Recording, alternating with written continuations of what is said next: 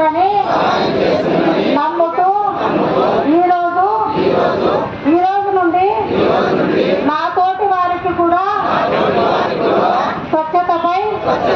అవగాహన కల్పించడానికి ప్రయత్నిస్తానని